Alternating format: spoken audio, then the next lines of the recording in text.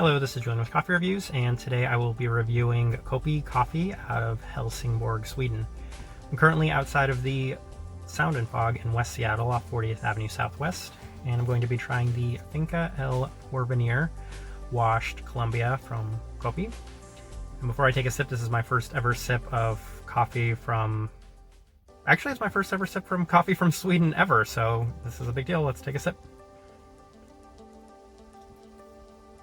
Alright, let me talk about the cafe real quick. So, Sound and Fog is one of my 3 favorite coffee shops in the entire country. I'm going to put it right up there with the Passenger and the Dayglow in Los Angeles.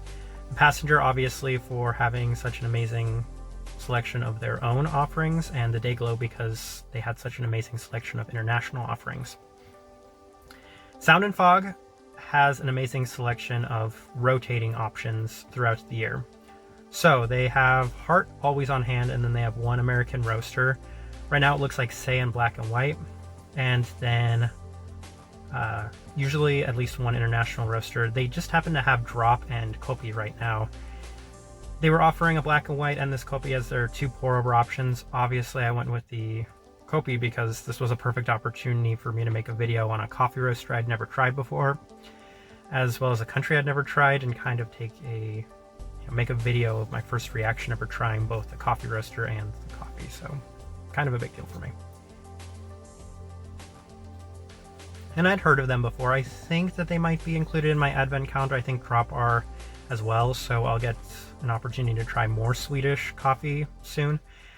But obviously it's a dream of mine to go to Scandinavia and go to these places in person and try them. I think I remember reading online that Koppi doesn't actually have a storefront, but they've kind of focused on their wholesale operation, and they're a pretty notable place out of Scandinavia, so I mean, great opportunity for me to try them. And the way the coffee world's kind of been developing, the Scandinavian Nordic roasters are getting so much acclaim and praise from people, and they're really working their way into the American coffee scene. A lot of people are using these type of roasters, rotating them in, and I'm really excited about it because they're definitely on the lighter side, and I definitely do enjoy the lighter types of coffee. There's so much to talk about with this. Let me jump right into it.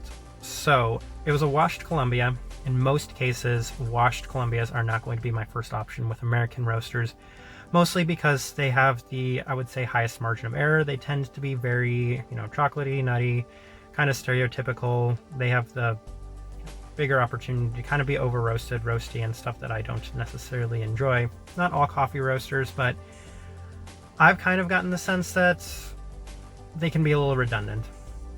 That being said, I'm really impressed by the way that this Colombia is, because it's not what I would have expected from a stereotypical Colombia, in the sense that it does have a great bit of milk chocolate to start with, but then you get some really lovely raspberries, and then it definitely does kind of... Let me take another sip here.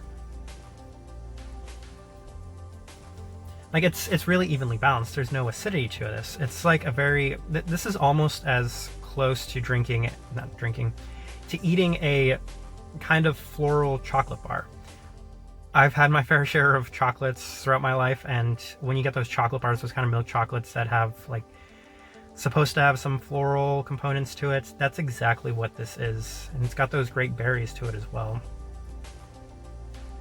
I feel like you could probably go to a store and pick out a chocolate bar that has those types of things, florals, raspberries, and that's the best way I can describe this coffee. It's so similar to that. I'm really enjoying this. I'm so happy that I liked this on my first try. There were other coffees I was eyeing. The Drop, they had a couple of Ethiopias that I really wanted to try from the Drop, and I think there was a Costa Rica that I was really interested in from Koppi, and I guess in a sense settling on this washed Colombia, I shouldn't feel like I was shortchanged at all, because if anything, maybe this was the best coffee they had. It's actually really, really nice. Obviously, Sound and Fog being one of my favorite coffee shops in the entire country is as high of a highly recommend as I could put for any coffee shop.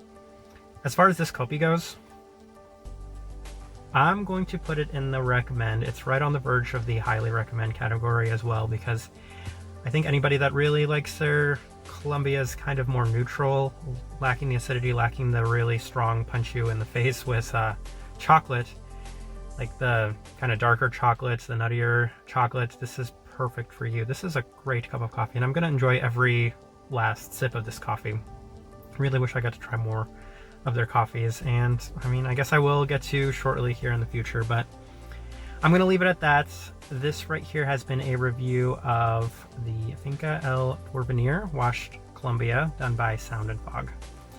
Thank you for watching.